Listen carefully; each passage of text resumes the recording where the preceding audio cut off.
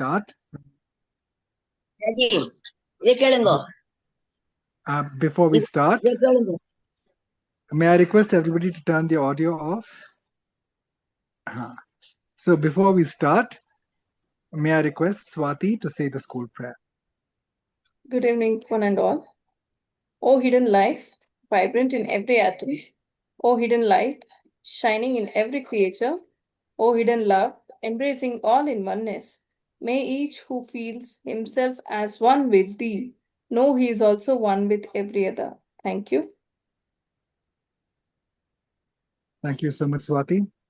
So once again, a very warm welcome to everybody for Satsang. Let me find the introduction to Nagaraj ji. Yeah, I found it. So, yes, the brief introduction. Audio on mute, please. Amma. Right. Good evening, everybody. I'll be a host for the beginning of the satsang because I'm really elsewhere at the moment. But I'm so fond of Nagarajan ji, and he's not new to us, Nagarajan Rajasubramanian ji. So today we have a very interesting satsang, which I really wish I'm definitely going to go back to the recording to see. It is a mysteries of the vertebral column. For those who had come for the School of Ancient Wisdom retreat just a couple of weeks back, this is perfectly timed because we spoke about something related to good health and Varmakalai, which also gives a lot of, which has a lot of focus on these, the mysteries of this vertebral column. But before we start off, a quick introduction about Nagarajan Rajasubramanian ji, who is a highly accomplished pranic healer and a practitioner. He is more interested to explain why healing, what are its methods, how are its energies, how and why to be a healer. He has many live testimonials who are well benefited by his pranic healing treatment. Hence, this session would be an amazing learning experience of the methods of pranic healing. So, over to you, Nagarajan ji. Yeah, thank you, Ramesh. Thanks a lot. It is a great pleasure to meet all of you after a hiatus of nearly 3 months. So yes, today we will talk about the vertebral column and the various mysteries it holds. Because Amma, mute, please. Can you see the slideshow?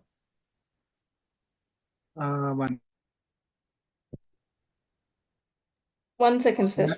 I'm not able to see. You are not able to see. Okay, let me go to the meeting. Now you can share, sir. Okay.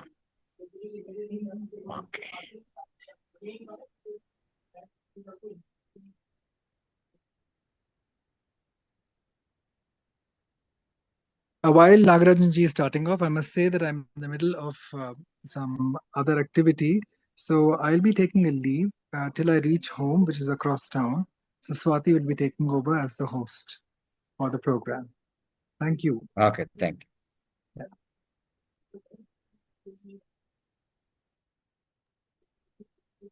Yeah.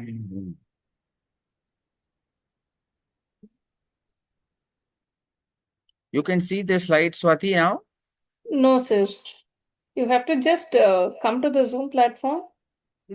Click on the share button at the bottom, which is green in color. One more.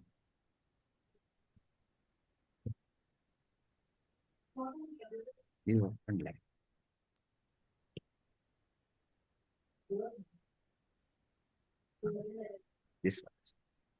Sharing. Correct. Yeah. Thank now you. we can see, sir. Yeah, Yes, now you now can see. Very good. Yeah. So my hearty welcome to Ramesh and Ramamani madam, all people known to me, Swati, for thanks very much for hosting me. So I am a pranic healer. I have my sort of, you can say, my research area or my clinical area is continuous research about the human formation. human formation, and what are the mysteries in our body, and how to understand those mysteries, how to use those discoveries which we have made, how to use those discoveries in our healing to help our patients to have a earlier, recovery from their illness, and how to go ahead.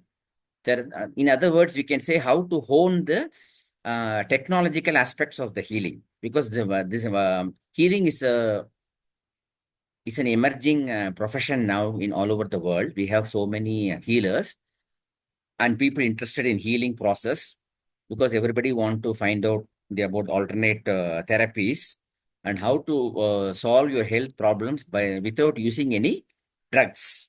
This medicines, intake of tablets and so many other chemical formulas by allopathic system has made us literally going crazy, because this all medicines are poisons. All medicines are poisons, and they simply manipulate the living system. Our living system is being manipulated by the medicines. So there is an interest among the public. I find even the practitioners in various medical systems like allopathy, Ayurveda. So many people are also interested to know how nature does the healing, how nature is taking care of us. This is what they want to know, because we are when we are giving a medicine or when we are giving a treatment, we should not forget that we are sitting comfortably on the shoulders of Mother Nature, and doing many things. In fact, it's very you'll be very surprised to know that many cures and therapies are not fully understood. Even the allopathy also is the same thing. I can, if somebody says they understand a therapy completely, which means there's something wrong. There are many more things which we don't understand. Why is this thing so mysterious? Why is this healing, and why our structure is very mysterious? The reason itself goes back to nature. The one of the main reason is our living system consists of two parts. One part is the physical structure, physical body, which we all can see, but the 90% of the our structure is not visible. We cannot see it. It is lying. It is in the invisible plane. Like how we have in if you take physics, they are talking about a light which is not coming in the visible spectrum. So these non-visible things are not only in healing and paranormal science and all that, it is also there in science itself. In fact, the first invisible rays of light were used by the Roentgen, the inventor of the X-ray. So there are many invisible things in nature, and that is how we come into play. That is why healing and the importance of healing and the relevance of healing in today's complicated world, they come into thing. So we go to the agenda. So we have a guest appearance today. Mr. Ranjit will be joining this meeting. He is the auditor of the healing process in this Celestial College of Healing, of which I am also a part. So so more about him when he comes here. Okay, thank you.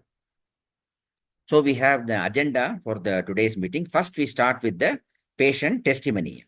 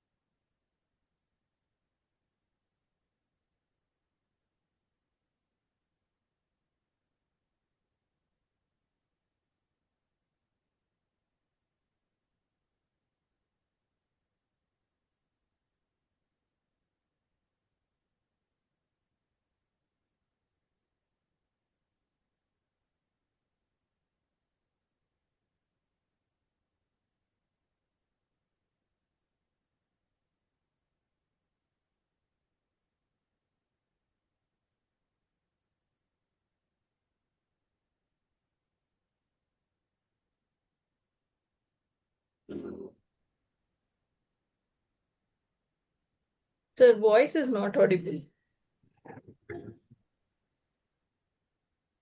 Your video is visible, but not the audio. Somayaji?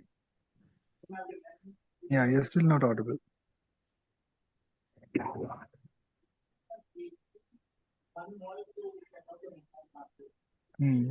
Still not audible. Yes.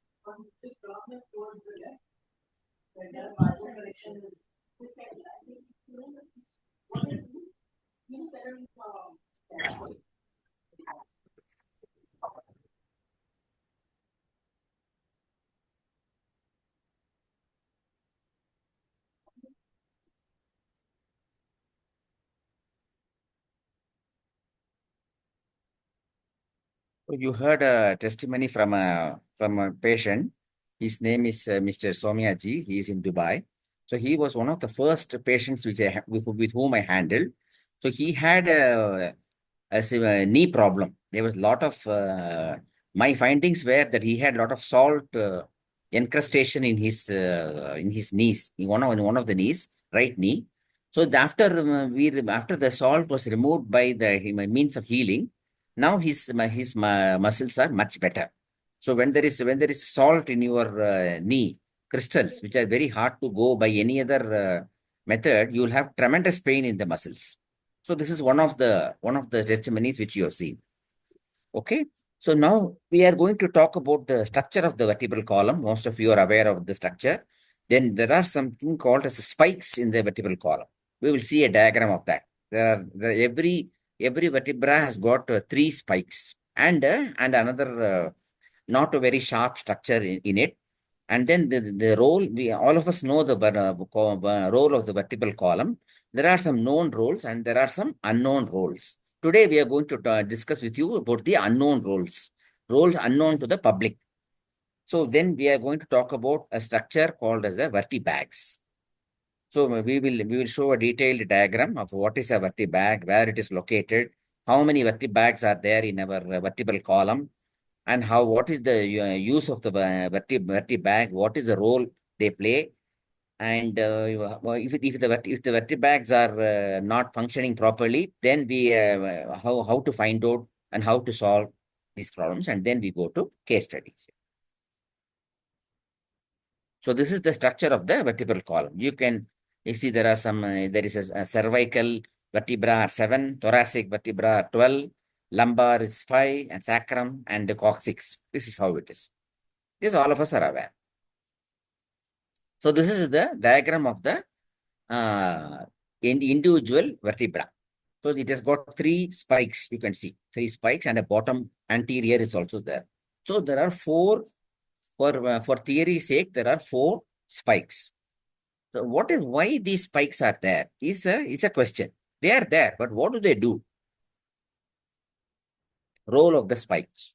Role of the spikes is to hold the vertebag. There are 4 bags per vertebra because there are 4 spikes. There are 4 vertebra. 32 vertebrae are there. So 4 into 32, we have 128 vertebags. So and then after going to vertebags, you find that in our human formation, there are something called as the chakras. All of you are well aware. I don't have to talk a lot about the chakras because you've been literally been bombarded by this word.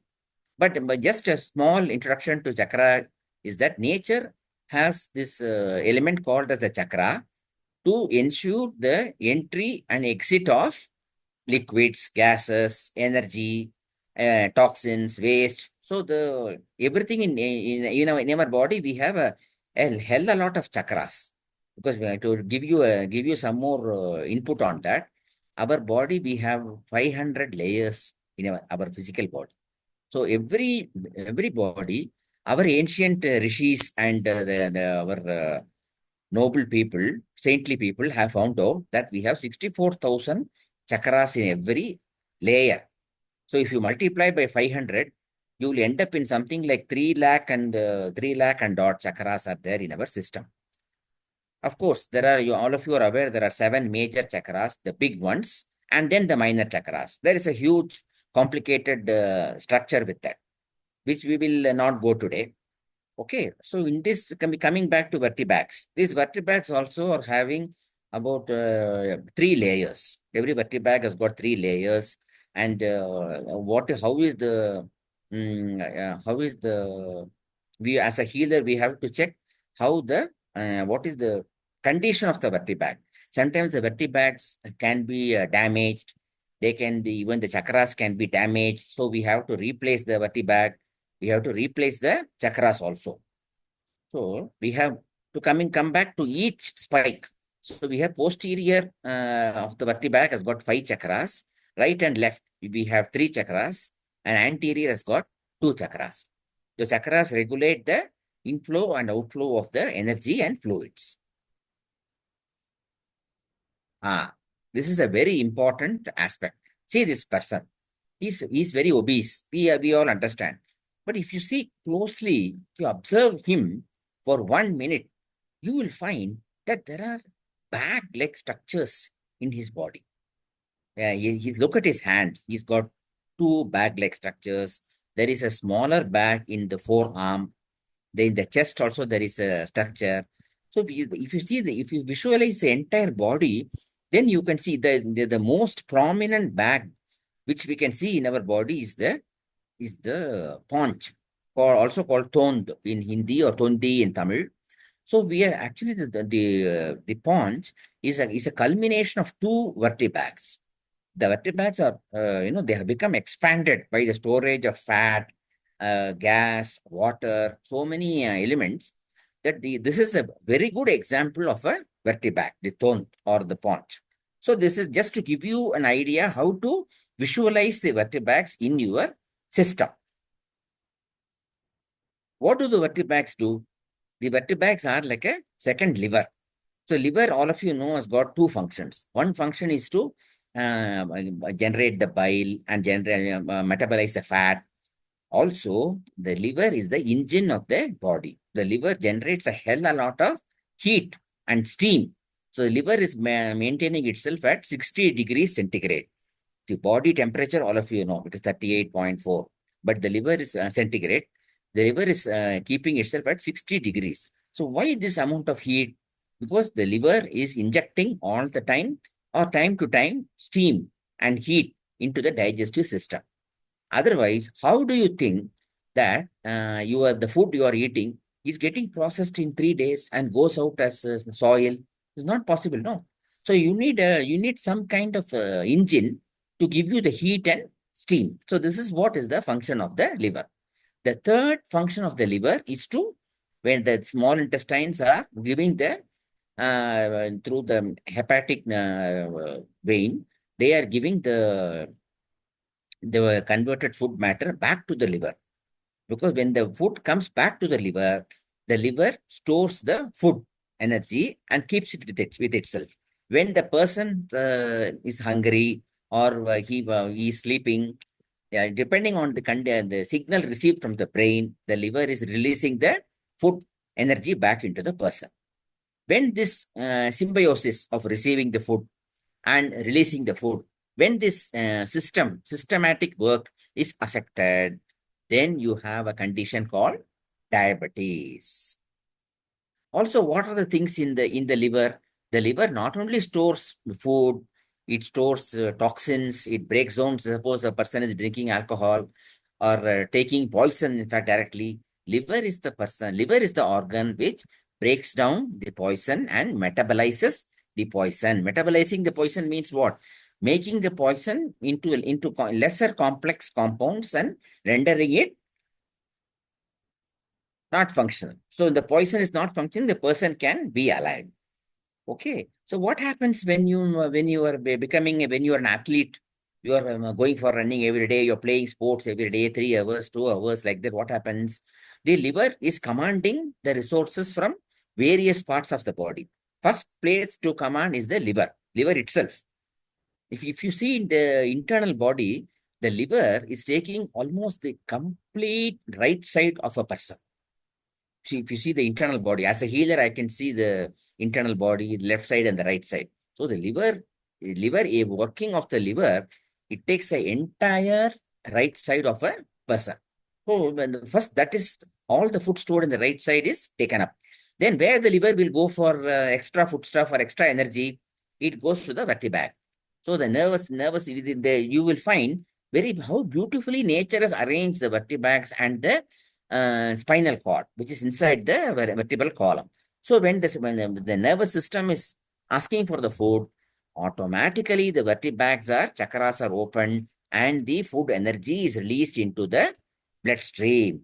So when the vertebrae are losing their contents, reduced water, reduced food, automatically they come down in size. When they come down in size, the person is becoming automatically slim. He becomes slim, he even loses weight. He become, that is what many people are desiring to do. All of us want to eat everything and do everything, but want to be slim and trim always. So this is the desire for many people. It's a noble desire.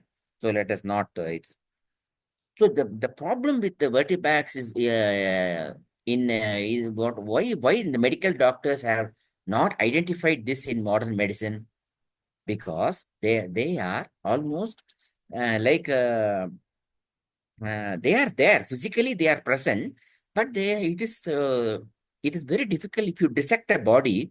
It is very difficult to find out these bags. It's not there. That is what they would, otherwise they would have found out.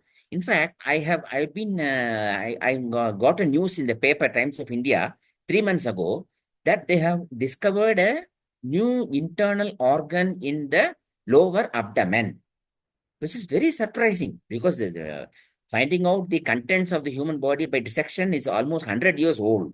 After William Harvey discovered blood circulation, the various internal organs, everything has been discovered. But they have not, they have just saying they have discovered a new internal organ. So someday somebody will come up and they will be able to find out these vertebrae also. Okay. Diagnosis of poor vertebral column or vertebrae. How we can know whether this vertebrae or vertebral column is not working properly? By the gait, how the person walks, whether he is dragging himself, dragging his foot, or walking with a hunchback, or he is not able to stand straight. Then the next thing comes with poor digestion. Your digestion may be good, but you will be eating very less. You have poor intake of food. Then you have the carbohydrate scare. Now the latest trend with all the nice people of medicine is don't eat carbohydrate, don't eat rice, don't eat wheat. Then how the energy will come to the body? You need to eat everything. We have studied in school, balanced diet and all that. We need to eat in moderation. And we have to have a good share of exercise, going for walk or going for any sports or going for running or jogging, these kind of things, depending on the age. We have to, even sitting in the sun can be very beneficial as you grow old. I have been always telling my parents also who are part of this meeting, I've been telling them that sitting in the sun can be very beneficial for your mind. Your mind is getting high stimulated. You can have a sense of pleasure and enjoyment by sitting in the sun. So if you sit in the sun, what happens? First of all, you're assaulted by the heat of the sun. So you're getting heat, fire, you're getting heat, you're getting light, you're getting wind, you're also getting the sky. So you're getting three Panchabhutas in one go. So the more you keep interacting with the Panchabhutas, then you will find that automatically your mind and the body, everything will be all right. Okay. Now next we come to the placement of the internal organs. So even in my last lecture in the first week of January, we spoke about what the Taittiriya Upanishad has to say about the placement of the internal organs. There is a big mystery how we as a human being, how we are able to stand up, how we are able to bend, how we are able to run on only two legs, how we are able to maintain the balance. The more mysterious is that how our internal organs are in the same place. Your heart, liver, uterus, everything is in there. They are all in the same place. They are not displaced. Even if your kidney also is, if you see it is in the same place. If your kidney is moved up by 1 or 2 inches, they will call it as the ectopic kidneys. So these internal organs are, how they are placed and how they are kept in the same condition depends on the gravitational pull of the earth. So our Taittiriya Upanishad gives a very good explanation for that. So it says that if you see some insects making the small, how they keep their eggs, their progeny inside. It's like some cocoon. You know about silkworm, how it is in the cocoon. So as the jivas living in this planet, we are also hanging in some kind of cocoon. The cocoon is well secured. It is secured to the top and well secured to the bottom. So if they, and you will be very surprised. No, I have studied this cocoon, how the strands are made up of. The strands are made up of something very close to steel cables and nuts and bolts. So for some patients, I have found out that if you some strands are loose, they are not in the correct tension. So by adjusting the tension and by and adjusting the nuts and bolts and cleaning the strands is totally different subject. If you clean the strands, you find that automatically the flow of energy from the various sources are doing very well. So now I am attending to one patient with a distended uterus. Distended uterus means what? The uterus of the patient has come down. It is not standing in its own level. So by tweaking the cocoon-like structure, and only today I was able to see that there is a network, there is a mesh-like thing which is handling these internal organs. So there is normally there are various levels of attending to this internal structure. You can go for the easiest way is to go for the tissue level of discovery. Then now modern medicine is talking about the cellular structure. How it arrange the cellular, that is another nightmare, another big mystery. I will not go into it. So this all these things are, our vertebral column has got a very good role to play. Now I'm attending some patients to improve their health. What I do is that I ensure that their vertebral bags are filled up regularly, and also not only filling up with food stuff or with liquid or with energy, we are also giving them fire and air. By giving them fire and air, you find that their function is doing very well. So most of us would have gone to a physiotherapist in our in our lifetime for any backache or any kind of thing. You find that after the physiotherapist applies heat on your backside, you find lot of relief. Correct, no? The reason is we need that heat energy in the heat energy is going to the vertebrae, and the vertebrae are giving the support to the your vertebra. So what happens when if the vertebrae are completely drained out? I had my own personal experience for that.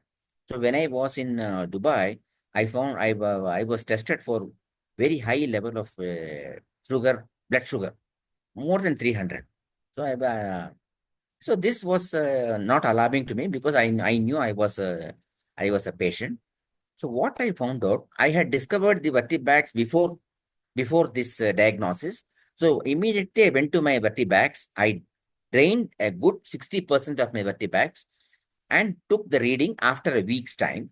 So after a week, I found out that my sugar reading had dropped by 100 points. It had come down to 230. Still it is there. You see, still the diabetes is there very much. But what I did, further when I came back to India for retirement, I started doing this. I started to go for running. Every day I used to go for running, not very long, only 3 kilometers or 5 kilometers. That's all. I found a tremendous improvement in my health. Not that I'm healthy because of good blood circulation and so on and so on. I found out that my body had utilized all the most of the stored food. So that I was able to understand, and I was able to, okay, fine, everything is good.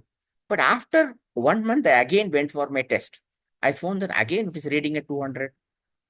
I got what to do. I'm not happy with the whole thing. So then what happened? Then I was studying about the liver. What is the role of the liver? How the liver stores the food? Then I found out in my own case, in my own liver, the storage function of the liver was not good. So once we started to ensure that the food storage aspect of the liver is taken care by means of healing myself, I found that now I have a very good balance. I have now 130, 120. This is the reading, whether I'm taking food in the breakfast, or postprandial, everything. So now, so this the diabetes is not a disease; it is more of a life condition. That is why they call it as a lifestyle lifestyle disease. It is not a disease. There is no virus. There is no bacteria. All of us know. It's only your lifestyle. You have to organize your lifestyle, and more important, all your internal organs have to function accordingly. So we have one more young patient, a young doctor from our neighbor. So this lady couldn't has very poor appetite. She's not able to enjoy food. So what happened after we started to attend on her vertebags? Now what happened? The vertebags are getting filled up. The vertebags, from where they will take the food? They are taking it from the bloodstream. They're taking all the food from bloodstream and storing it. Then after the vertebags are taking everything, she is getting more hungry. She wants to eat more, and slowly her appetite has improved. Her sleep is much better, and see, the amount of volume of food intake also has improved. So these are the these are some of the aspects of the vertebrates. Okay, healing of the vertebral column. So when do you require healing? Healing is required when the vertebrates are very small. So I found for some patients, the vertebrates are the size of little bigger than badminton balls. There are some vegetables called as Belgium sprouts. They are like small balls. They're like that. Actually, ideally the vertebrae should be of a size of a small watermelon, with a liquid capacity of at least 1 liter minimum. Can go to 2 liters, 3 liters, no problem. Then you have many people with the slip disc. The discs are the tissue, cartilaginous tissue between two vertebra, which are damaged by some sports injury or mere degeneration. So yeah, and we spoke about diabetes. Then we are going to speak about food absorption issues. Many people are eating well. They are doing everything, but still the body is not able to absorb the food. Everything is going through the intestine. And then you have, so we are able to address this kind of, but please remember that we have to attend the liver and clean the liver and ensure the liver, and then come to the vertebral column. We cannot do only liver and get everything done. We have to engage. It's a two-way process. There is a vertebral column on one side, there is a liver on the other side. So we have to do the balancing of the two to get good results. So poor posture is also showing that there is a healing required. And then you have our famous friend, Mr. Chronic backache. In this planet, we have at least 85% of people with a chronic backache. Chronic backache is coming because of lack of irrigation. What is irrigation? Irrigation is just like it's a term in agriculture. All of us know irrigating the crops, giving water, fertilizer in time for the crops to grow. We have the same situation here. So nature has made the vertebrates in order to ensure that there is sufficient water and food and energy, heat in all, so that the muscles, so vertebrates, all the cartilage, ligaments are well, they have enough water. So when they have enough water, automatically the flexibility of the person is improved. So when the flexibility improves, bye-bye to backache, bye-bye to poor posture, and also bye to neck pain. Neck pain also goes. Then we come to sciatica. So what is sciatica? This name sciatica is coming from the nerve called sciatic nerve, which is there in the back of your in the buttocks. So what happens when there is a very long vertebrae in the femur. Femur is the bone in the thigh bone, your thigh bone. So even the legs also have vertebrae. When that vertebrae in that thigh bone becomes drained out. So we have to fill up that vertebag, and we have to ensure that proper irrigation is there in the buttocks. Even for many people, when the shape of the buttocks will show that the vertebrae are completely drained. There is no enough cushioning effect. So you please remember that the vertebrae are the ones who are giving the cushioning effect in the buttocks. And also we go to the next problem is constipation. Constipation is another issue, but we have some people who have chronic constipation. Whatever they do, they have a problem.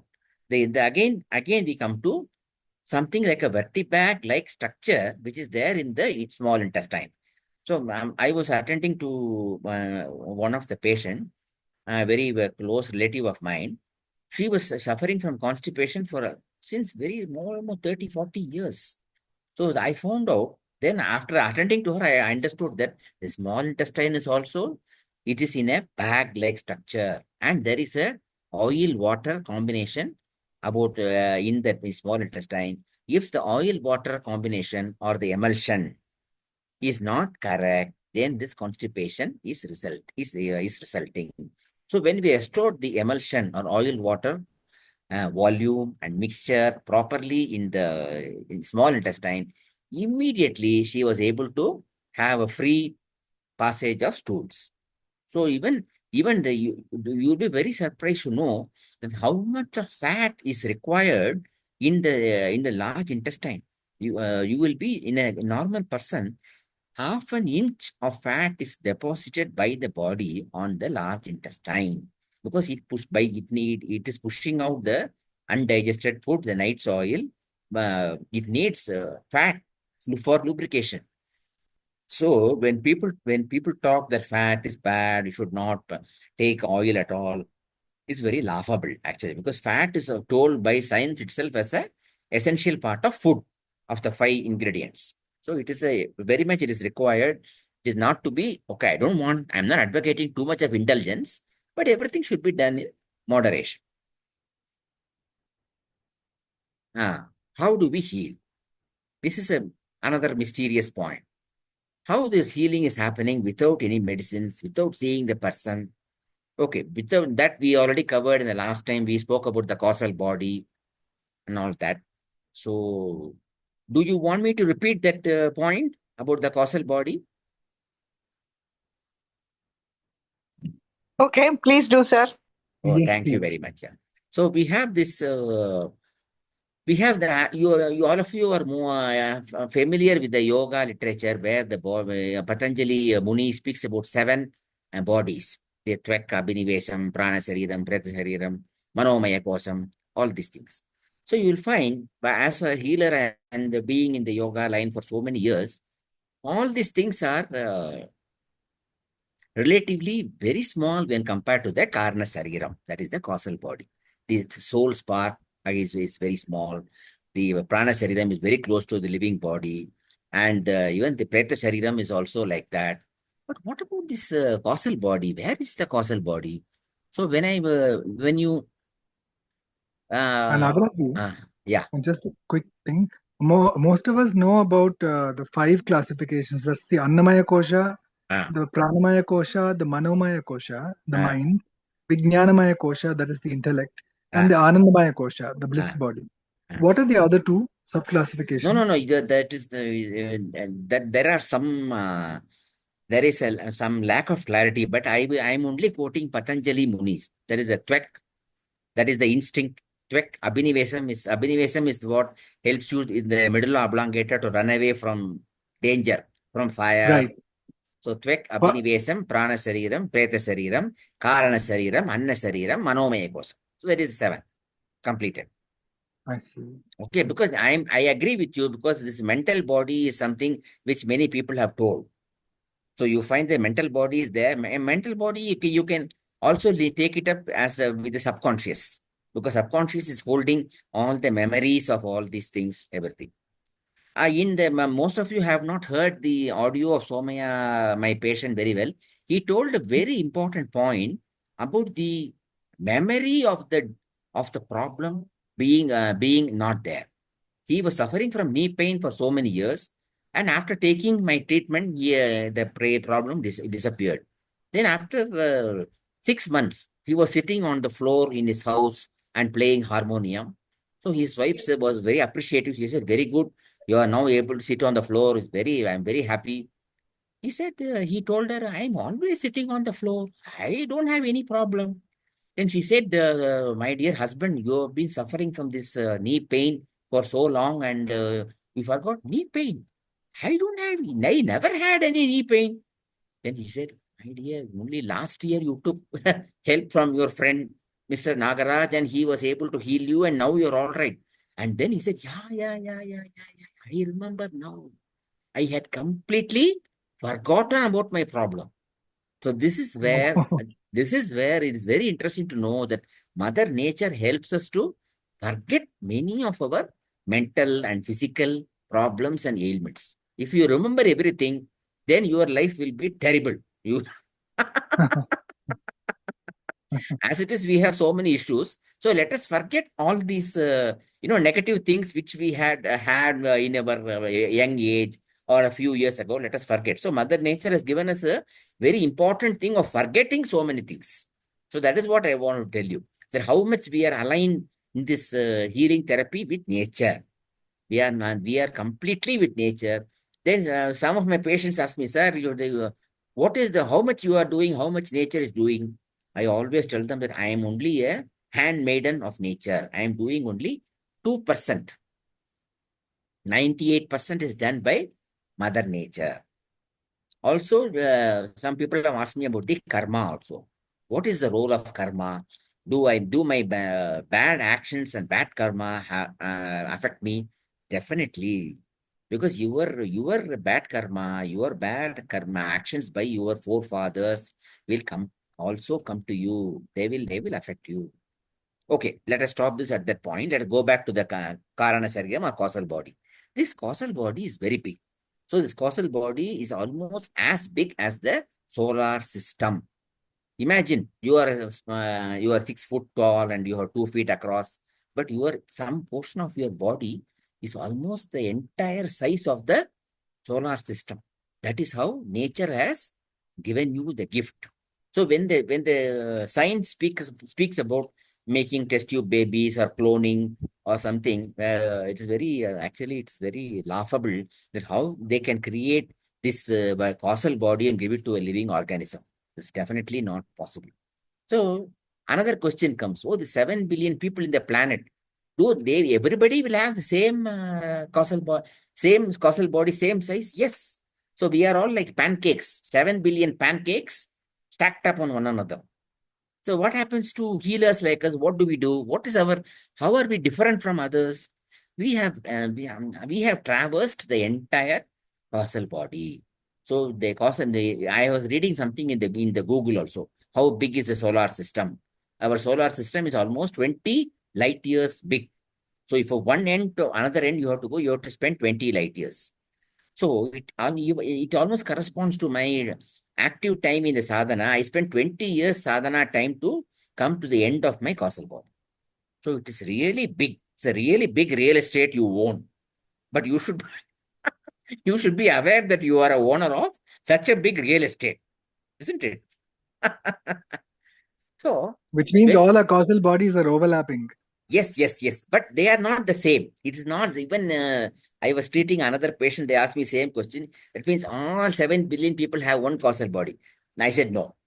We all have individual causal bodies, but they are because of we are in the same space. We are all sharing the same space. So that is how it is. So, so these galactic rivers are coming from the one end of the causal body. So it's about 4 light years away from our physical body. We have these enormous rivers of energy and flowing around. So we as healers, what do? We go by astral travel from our existing place to the galactic rivers and collect the energy from there and come and give it to the patients. This cocoon, I was describing to you about the cocoon, which is described in the Taittiriya Upanishad. These cocoons are all connected to the galactic rivers. The galactic rivers are of two types. One type is existing in above us, above and below also we have galactic rivers. So Mother Nature has not left anything to chance. Everything is tied up. So all of you are treated the same. Whichever religion you are, whichever caste, creed, you should be a living person. That's all. You are getting the feeding from nature every day. So this is a healing process. So we get the energy from galactic rivers. And another thing what we do is that we replace the chakras. Because these chakras are, there are so many chakra healers in our country who are very capable of repairing the chakras. Because the chakra is like, you've seen that Rolls-Royce engine in the aircraft. Most of you have traveled in aircraft. You can see the engines on both sides on the wings. It is just like a chakra. There are a lot of like a motorcycle bike spikes. There are some actually not like spikes, but like some planes in the planes attached to the chakra. They can repair the chakra. They can do a lot of things. But the problem is I am more American in my attitude, so I don't care about repairing the chakras and all. I can replace them. I generate my own chakras and replace the chakras. Sir, excuse me. How do you replace the chakras? Because they're all in your body, right? How do you replace them? Yeah, actually we go to the solar mandala and generate the chakras from there and then bring it and do it here. It's all by astral travel. Oh, okay. It's a highly specialized thing. But if you are interested to learn, I'm sure most of you would have, know about astral travel and all that. But there are lot more things to be done as a healer. We literally have to traverse the heavens and to do some healing here. So there are 32 vertebrae multiplied by 4 backs into 13 chakras. We have to replace 1,658 chakras for one person. So what will happen if you replace the chakras? You find immediate improvement in the spine. The area, the spine becomes more flexible. The vertebrae are more flexible. The input-output functions of the vertebrae are a lot better. And then sometimes we have to add fluid in the bags also. We have to add fluid. We have to add Panchabhuta, fire, water, air, earth, sky, everything we have to add. And we have a very important thing. It is very easy to give energy. Very easy. Almost like we can do like a finger, you snap of a finger, we can give energy. But the problem is how to ensure that the energy is retained in the body, in the chakras, how the energy will work all the time. So this is a challenge. And also there is also something called economy. You are a healer. How much time, how much energy will you give to a patient? You cannot be doing every day. Not possible. You can attend for 5 minutes, 10 minutes, not more than that. The economy is given by nature again. Because what does nature do? Nature is giving you 1 unit every day. In India latitude, in our India, it is you will be very interested to know. It is giving at around 2 o'clock in the morning and 2 o'clock in the afternoon. The timing will differ in different parts of the earth because of the daylight and so many things. So we close the chakras with some chemical implements also. One of the chemical implements I have found is the Darbai Basma. Darbai is nothing but the Kusha grass. All of you will be a little bit surprised because Kusha grass we are using in our religious practices. In all our Hindu practices, we are using Pavitram, we are using Darbai. So our ancients have found out that they have a lot of value. So it's not any grass, only kusha grass. No, see, Mr. Ramesh, you are very greedy. I know you want to find out everything in one go. But I have found that kusha grass, I was thinking if the ancient people have found out some very important things, there must be some more into it. Right. See, the advantage of our Hindu religion, I'm very proud to say that every aspect is scientific. Everything has got some hidden agenda. If you take our religious rituals, you analyze one by one, everything we can talk, we can demonstrate, we can get home remedies from that. I'm going to tell you some home remedies about the kusha grass. Yes, please. Home, this is the picture most of you would have seen. Don't, just for people who are not aware, okay? Don't take me wrong. This is the dried kusha grass which you are getting in Amazon, or your home priest will come and give you. This is the wild one growing in the garden. So what you have to do, you have to make an ash of a bunch of kusha grass. You put one, the camphor, add camphor and make, or some ghee and all that. You make a paste of the kusha grass, and you can apply it on wherever it is painful on your. If you apply on your face, it will be like a charcoal facial. It's very good if you apply on your face. You must do only external application, because if you can actually add the thereby ash to the water and drink after filtration, you can drink it, or you can do you can simply add the few the kusha grass stalks in water and keep drinking the water. It is releasing a lot of ions. Your digestion will improve, your freshness will improve if you are drinking the thereby water. So no burning, just soak the Yeah, you kusha can grass do. overnight. I given you two remedies. One is the basma. One is the water. Basma. Okay, Okay. thank Sir, you. one question. Is Yeah. this the same one that we use during Grahana and all that? Yes. Yeah. Same thing. Uh, Only thing I have made it. I have made it as a home remedy for you now. okay. Thank you. Yeah. If you have neck ache, you can put some the thereby paste on your neck and have a bath. You will find definitely a lot of improvement. Okay. Thank you. Okay. For neck ache and back ache, what you should do, you should gently massage with coconut oil or butter. Butter is giving very good result because it has got a lot of water into it. So please stand in the sun for 15 minutes. You can do walking or gentle exercise and apply the kusha paste. You can do all that. Okay. Or you can take this Vertebax treatment, and you will get very good improvement, much better improvement than what you know actually, because there many things are not known to us. Only when you experience you will know. Yeah. Sure. Thank you. We have come to the end of the presentation now. So this is my phone number. This is my email. If you want to contact me, you can always talk to me. I have a WhatsApp, same number. We can discuss many more things on that. Yeah. Thank you so much, Nagaraji. Yeah. It was really very most unusual. In fact, you enlightened us with information that I think many of us have not even imagined. One thing I'm curious about is, you said, could you please repeat that 2 a.m. and 2 p.m.? What exactly happens there, and how can we utilize? Mother Nature is giving us the energy at that time. So how do we make the best of it? No, you don't have to do anything yet. Easy way out, Mr. Ramesh. Don't do anything. Just be, you can continue your sleep, no problem. Don't interfere with anything. Everything will happen, no problem. Okay, so like 2 p.m., is it a good time to meditate, or what is it? I mean, how do we? 2 p.m. is a good time to sleep. Okay. That is Now not we in the have modern our Mr. Ranjit has also joined us. I think Ranjit can say a few words after opening his video about the Vertebax. Oh yes, we'd love to hear some testimonials. Yeah. Hi, Ranjit. Hi.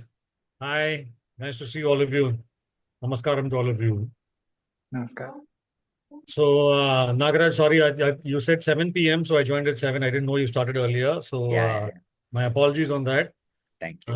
Very nice to see all of you again. I think I was there briefly last time, and good to see all of you here. So, I think, some of us might actually be wondering as to whether these things, what is actually being described, is actually real or not, and whether, if they're real, how does one actually access them, etc., and how does one actually work with them. So I think very quickly, you just want to sort of, so Nagaraj and I keep discussing this, and we sort of look at this, and I have actually been personally benefiting from, whatever Nagaraj has been, has been discussing on the vertebags. I think he has actually sort of discovered some conditions on my vertebags, across my bags, on my back and my shoulders and my legs. For us, because we know each other for a very long time and our fields are connected, the improvements were pretty stark, in the sense that for me, Like for example, I mean, I'm fairly tall, but I'm also fairly rigid in my legs. And being a technologist, I'm used to sitting a long time. But what happens is, if you ask me to touch my toes, it'll always, it'll be a strain for me. So when Nagaraj actually was discussing this, and he was discovering this, and sort of we were discussing and saying, he was saying, okay, I'm going to now do something for your, for your hip area and for your legs, and he actually immediately, added something. The next day morning, when I was doing my Surya Namaskar, I was actually able to bend and touch my toes without any pain, which was actually that has happened very, very long back. So on my right side, I used to have a sciatica problem that used to keep pulling. So these things actually, went away quite a bit. And not only that, I think once these bags are actually filled, the benefit actually lasts for a while. It's not like, it comes for one day and then goes away the next 3 days later. There are things which we have actually, discussed, tried, and Nagaraj has actually implemented, which has actually worked temporarily, then it'll go back and it'll reset, and then we'll discuss something more. But these seem to be far more enduring, right? I think one of the important things that I think Nagaraj, has, probably is mentioned, which I just want to reiterate is, see, I think as we live our lives, today, we are living them at a relatively high velocity. I think some people here in this audience might not be, living lives at a very high velocity, but people like me who are in the technology sector, or working in technology and working with computers and working with fast moving things, we live our lives at high velocity. And what happens is that when we typically sit for long hours in front of computers, and we sit for long hours in front of projects, and we do this, what happens is our bodies actually deplete our chemical energies really quickly. Our food energy is also depleted very quickly. And many times I've actually worked until 2 a.m., 3 a.m. in the morning, sometimes 9 a.m. the next day morning. And I used to wonder, where all this energy is coming from, and, where it's going, because, my food my dinner would have been finished at 8 p.m. or 9 p.m. And, it's now, my body is still sustaining. So what really happens is your body is actually squeezing out all the chemical energy it can. And then suddenly when your physical chemical energy is over, it's getting more energy from somewhere else and then pumping it into you. Right. And that's what is actually sustaining you through these night journeys, or these high velocity, journeys that you actually take, where you actually expend a lot of energy in one shot. Right. Now, when you do this for 1 night, 2 nights, it's okay. It doesn't, your body immediately replenishes. But when you do this for a sustained period of time, today there are people who are working through the night in BPOs. There are people who are actually working through the night, at jobs where they work for US companies. Now, what happens is, your chemical energies get replenished, depleted. And then these stored energy bags, which is where your body is actually storing all these reserves. Beyond your physical reserves, it's actually storing in these reserves, which are in your astral body and which are in your other bodies that Nagaraj is actually, putting in. Those are then, they are then sort of compensating and then releasing and then sort of, creating a chemical cushion for you so that your life goes on. Now, when you do this for 10 years, that's when you start discovering that you're actually having chronic neck ache, you're having chronic back pain, you're having, diabetes coming in, you're having, your blood pressure is going up, all these things come in. And suddenly it feels like the world is against you. And it feels like, that you're being unfairly subjected to all kinds of pressures and all kinds of pains. But really what's happened is you've had all these natural reserves physically, and ethereally and astrally, which you did not know about, and through your additional work and through your additional application of effort, you have sort of depleted this. So when Nagaraj is actually working and filling up these bags and these other areas of storage of this energy, what happens is that that reserve actually comes back up, and when that reserve comes back up, you then suddenly find that, tasks that you were not able to do, which you used to do a little while back, now suddenly you can actually start working on those tasks again. It now feels more natural to do those things again. Your friends will find you, strange that you can now suddenly start playing badminton again, or you can actually suddenly start doing Surya Namaskar with more vigor, or that your back pain is suddenly vanished. You can go on a long drive and you don't have your sciatica pain, and all these things will happen. But this is the mechanism that goes around it. And the wonderful thing, as Nagaraj said, is I think nature has equipped us with so many millions of combinations of reserves in so many different ways. And every now and then, Mother Nature actually replenishes all of us in whatever best way she can. But we do our best to sort of make sure that she cannot replenish us enough, right? We sort of fight it, we sort of deplete it, we go around into the outside world and we think that we are all having infinite reserves and we just sort of like, spend it out in bursts. And unfortunately, then we actually bear the price for it. And then, people, lucky, some of us who are lucky enough will actually meet people like Nagaraj who will then sort of discover some of these things about us. And not only these vertibags, I think so with Nagaraj and, what he's done, for me personally and for some others who I know, is replacing chakras. I mean, even I was actually wondering, saying, how do you replace a chakra? I mean, like, replacing, a chakra, if it's on a plane, it's fine. You can land the plane and you can switch off the motor and then you can take it out. And then because there are no passengers inside, the plane is on the ground. Now, when a human being is alive and a human being is actually, having chakras operating, for their energy for the daily flow, how do you upgrade a chakra without actually stopping the human being for some time? I mean, you can't say, please stop. I'll just temporarily pause your being and then I'll start you again. It's not possible, right? So all these questions, constantly keep coming up.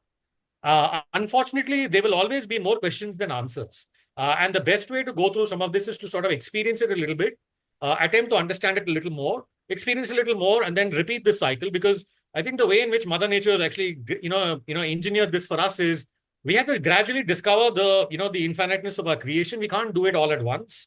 I don't think our brain has enough neurons to actually store all this information because the universe around us is so huge and the universe inside us is also so huge. So we sort of discover these things one step at a time. And even a single task of replacing, replacing chakras or even feeling your vertebrae filling up and your body then sort of really, finding relief in it is fairly, I would say, fulfilling. I mean, it feels like you are suddenly, one part of you is actually suddenly becoming young again, right? And those are the things that actually will leave you with a lasting impression and give you a little more confidence in actually that there are many more unseen things, in this world. And those unseen things are actually unraveled by people like Nagaraj who are actually having clairvoyance and clairaudience and many other such skills. And it takes a tremendous amount of skill to do it. For example, if you were to focus on yourself in one area and sort of like calm down your breath and sort of see whether you can actually just focus your breath on one area in your body, it takes tremendous, concentration and takes tremendous amount of focus to just get it there.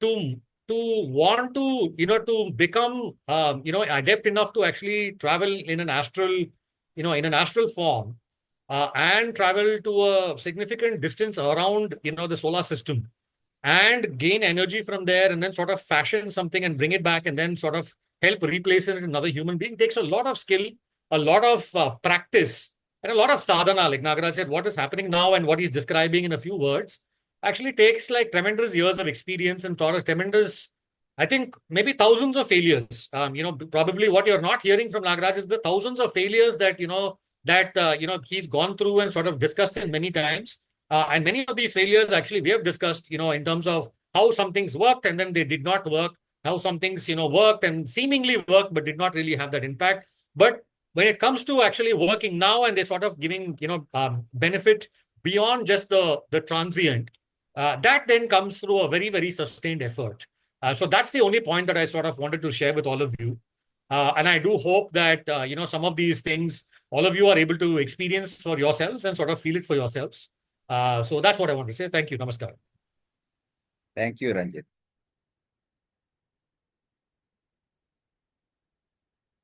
Any other questions? Can we get your number, Ranjit ji? Yeah, it is there. Yeah. That's very interesting. What you said was quite remarkable, and as another IT professional, I think it'll be really interesting to, converse in a language which is a mix of ancient wisdom and modern science. Yeah, I mean, so I think Ramesh, if I may call you Ramesh, please do. Nagaraj and I have had fascinating discussions about the computers as well. And computers and have their own field and you can interact with them as well. The only thing is, it's like playing with fire. You can interact with the computers and its field, but it's not alive in the way human beings are. But if you actually play with the computer's field and interact with it, you can get things done. But it's also like sort of dancing on fire at the same time, right? So there are lots of interesting thoughts on this. But I think what's most important is to, I mean, you can explore the entire universe in all these ways. But I think what's most fascinating is you have to preserve your own existence in your own body, and your evolution comes with your body, but not by knowing what the outside world and outside universe is all about. You need to understand yourself first, and then automatically the universe's understanding will follow. So that's one of the biggest things I think we have taken away, and that's the other thing that I would share to another tech professional. Well, very interesting. I'd definitely love to have another conversation with you if you're available sometime, because what you're saying, there are many questions that are coming up because you're kind of delving into the layers of our being, which are normally not perceived thanks to our, industrial revolution based education that came up for the past 200 years. A lot of ancient wisdom has been lost, or rather hidden, I would say. And it'll be amazing to rediscover what they are. Yes. Absolutely. I mean, so people like Nagaraj, I think, are the ideal people to sort of, expound more of this. My only 2 cents in whatever little I've known is it has been hidden by design, and we have to make substantial effort to sort of uncover it. And people like Nagaraj have got sadhana more than a few decades. I mean, many decades is what his sadhana is. And so therefore, we all have the benefit of somebody like him, to actually, sort of help us, unravel some of this. Many of this will actually seem very unreal, because it's not something that you can actually feel, touch, and sort of like like our screens here in front of us. You'll not be able to touch it and say, okay, this is there, and you have an immediate feedback from our senses. But the feedback will actually come as part of your, as part of the other bodies that Nagaraj was saying. As part of your Manomaya Kosha, it will come in. As part of your Annamaya Kosha, you'll actually feel it. You have to be sensitive enough to actually feel that part to for your awareness to sort of open up again and sort of understand all this a little more. But yeah, I mean, so I think, I don't want to derail this session. We'll have a separate chat, Ramesh, at some other point in time. But, Yes. sorry, Nagaraj, back to you. Thank you, Ranjit. Very nice. You gave a very good overview of what we are talking about and what is easy and what is not easy. Thanks a lot for that dilution. Any questions from the audience on this topic? True. Thank you so much, Nagaraji and Yeah. Ranjit ji. Anybody has any questions? We'll now come to the question and answer section. And we have about 10 minutes Okay. max. So please do ask. I'm sure we'll have a lot of questions. Yeah. Sorry, I have to jump off. I have something else that's actually come up, so I'll have to jump off now. Thank you. But Nagaraj, yeah, please. I mean, he's most equipped to answer all questions. I am still learning very much. So thank you all, for the opportunity. Really appreciate it. Thank you, Ranjit ji. Bye. Yes, now the floor is open for any questions. Namaste. Can I talk, sir? Yes, Please do. Ramamani madam, go ahead. Yeah, namaste, sir. Namaste. You made me recall all my college days wherein we will go to chemistry lab and mix this, that, and all in the test tube and beaker and all, just on the lighter side, okay? And on the serious note, I just wanted to ask, okay, you made it very simple that as a healer, you can do this vertiback, whatever the filling up of the energy or the liquid and all those things.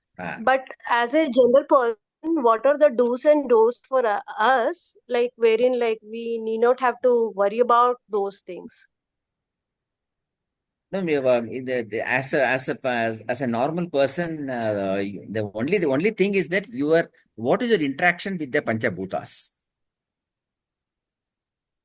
You have to think about. So, for example, I can give you a very small home remedy of washing clothes. If you wash clothes by your hand once in a week or twice a week, automatically your interaction with the water is going to go up. Okay. Your body will absorb the soap and the water. So you find if you can go for swimming, very good. If you go, if you can have a bath in a waterfall, very good. Hmm. So if you see the lifestyle of our ancient people, even our previous generation, you can see that they had interacted with nature in their own limited way, and it was mostly a success. Much more intense. Yes, we used to walk around. Grounding was much better. Sleeping was Correct. also on natural Correct. materials. Well, these are the things, but actually healing intervention is required when you have to overcome a problem.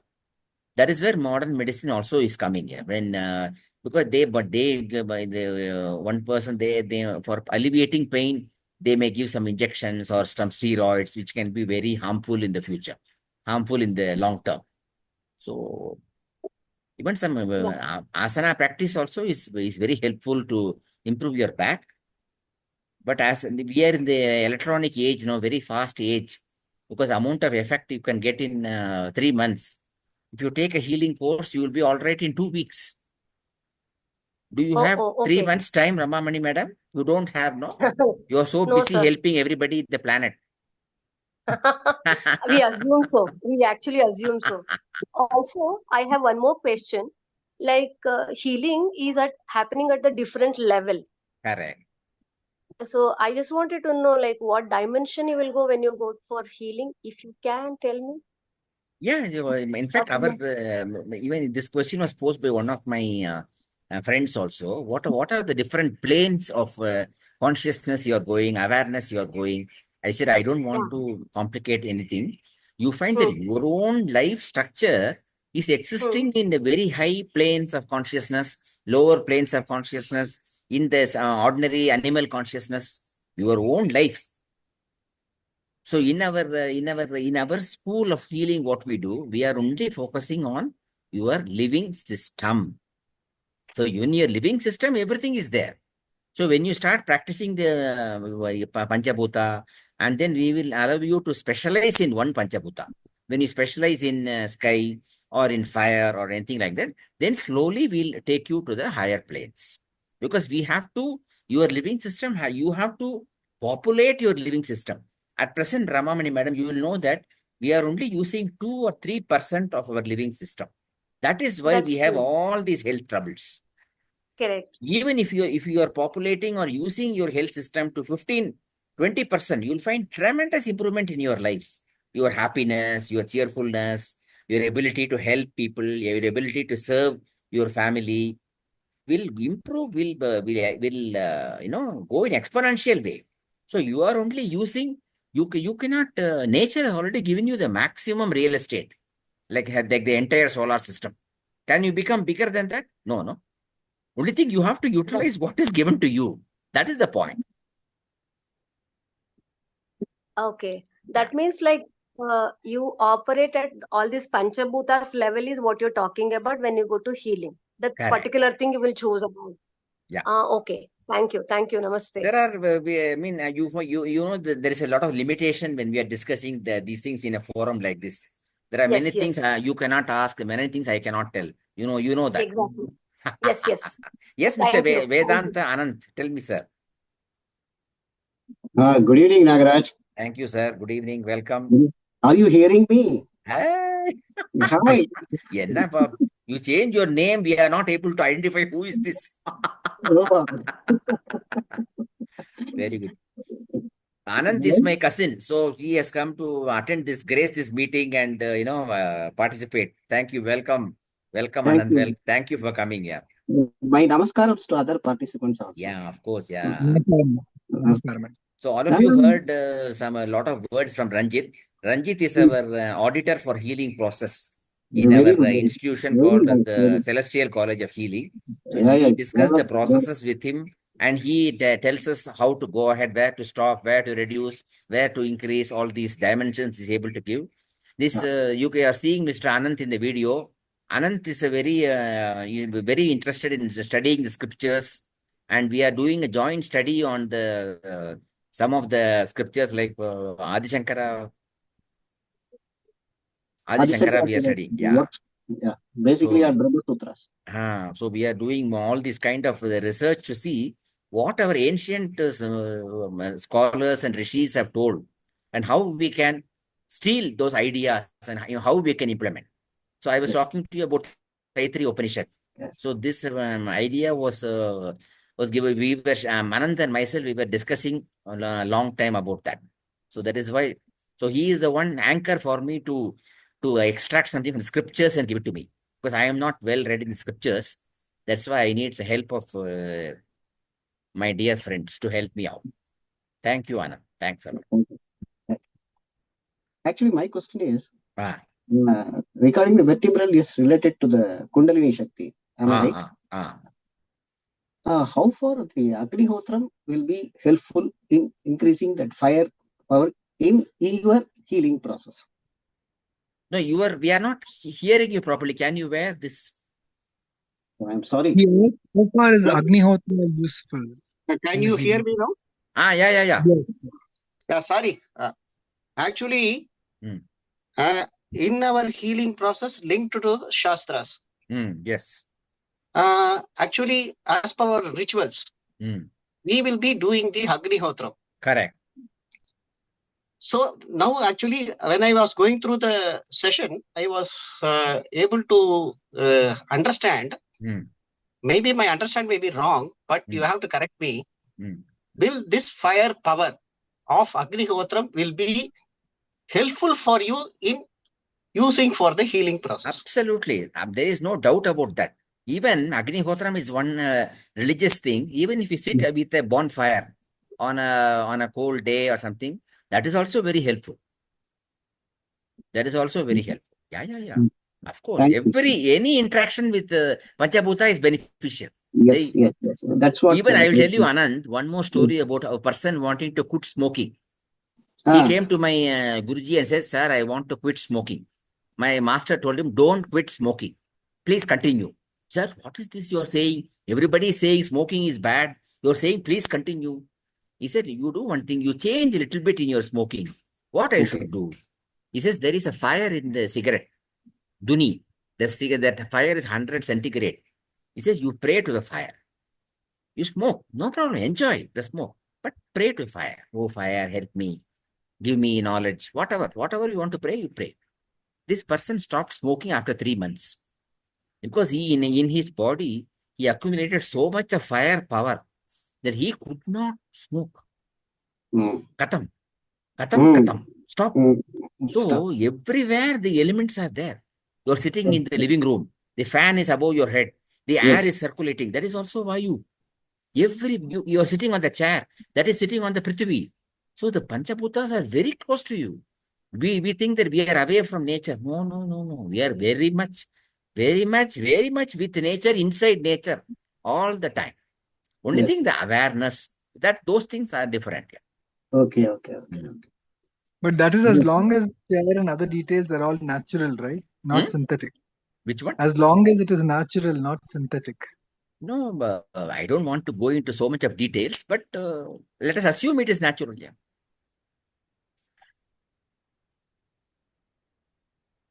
I think we have come to the end of the questions. Yeah. Thanks a lot. Yeah. Thanks very much for patient hearing. I have one last question, Nagaraji. Yeah. You spoke about these amazing methods to replenish your bags. That can really is there any simple, easy technique that you can tell us now where we can replenish our energy in a short span of time? Yeah, in fact, we have something called the Chaya body in our system.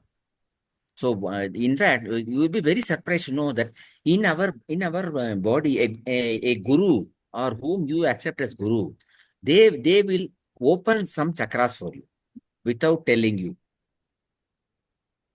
Because when I was doing my sadhana, I needed a calm place to do the meditation. So I always used to go to the terrace of my father's house and be there. Everybody used to be surprised. How you are sitting in Chennai, how you are able to be in the terrace almost the whole day is terrible. Even within the house, you cannot stay. It's very, very hot. Very hot. So what is the reason for that? Because my master helped me to open the Chaya Sariram. So when you open the Chaya Sariram, You will not feel any heat or you will not feel any discomfort. You will feel very cool and you can be in any weather and you can do anything. So this your guru will do for you. Like how I have given you some small things which I have told you in private. Your guru will guide you how to go ahead. There are a lot of, I'm only giving a some very few, I'm a miser in giving you some of the mysteries of the vertebral column. There are, I should say, another 500, this kind of mysteries are there. Only And very that's you few. figured out.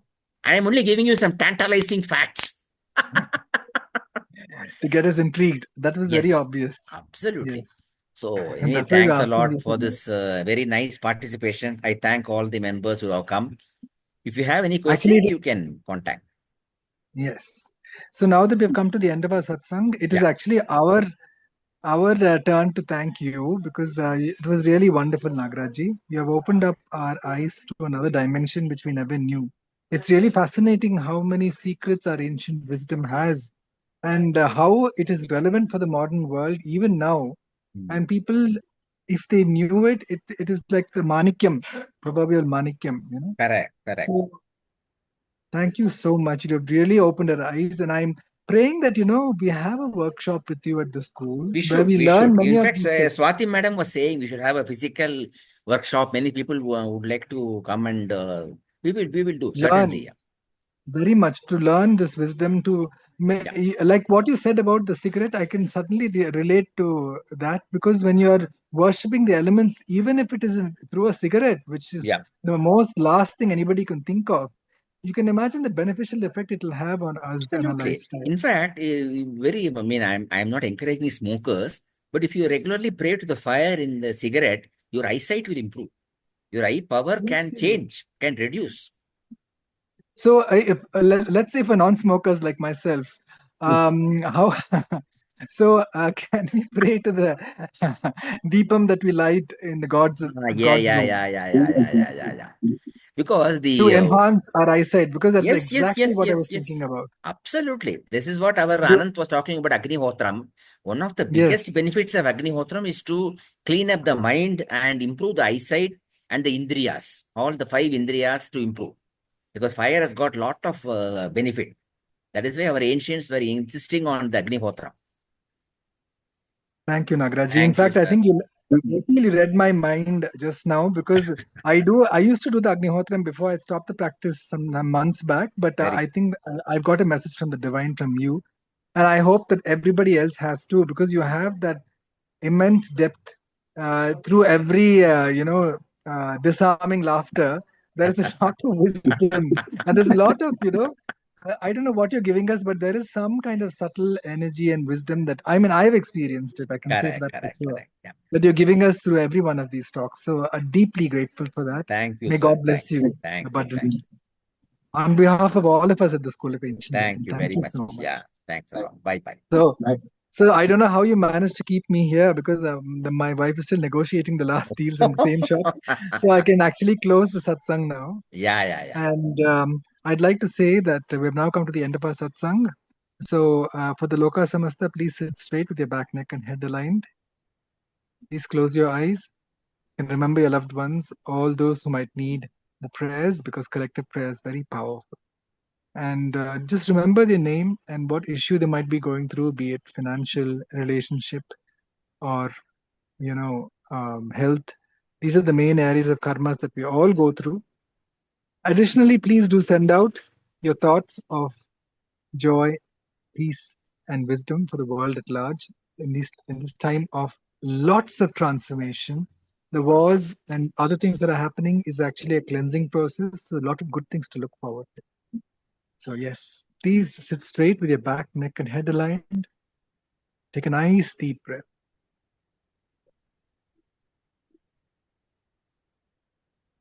Let go. Observe the silence within, which is the language of the soul. And remember your loved ones and what issues they have to recover from. Loka samasta sukhino bhavantu Loka samasta sukhino bhavantu. Loka samasta sukhino bhavantu. Om Shanti Shanti Shanti. Om Tat Sat. Brahmarpanamastu.